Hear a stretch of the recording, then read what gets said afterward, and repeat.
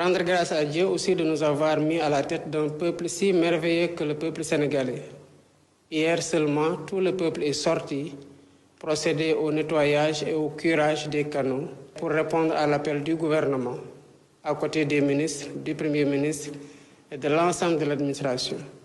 C'était justement pour anticiper ça, parce que nous étions informés dès les prévisions d'avant-hivernage que cette année pourrait être une année pluvieuse.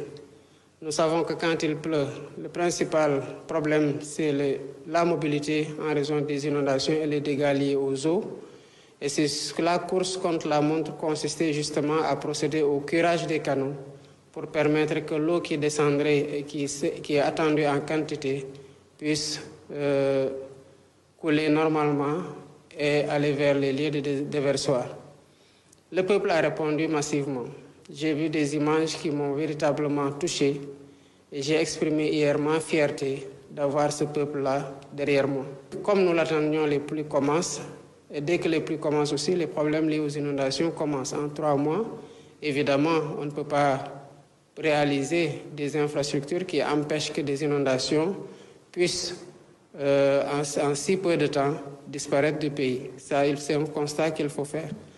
Toutefois, le gouvernement sera aux côtés des populations et il sera diligent.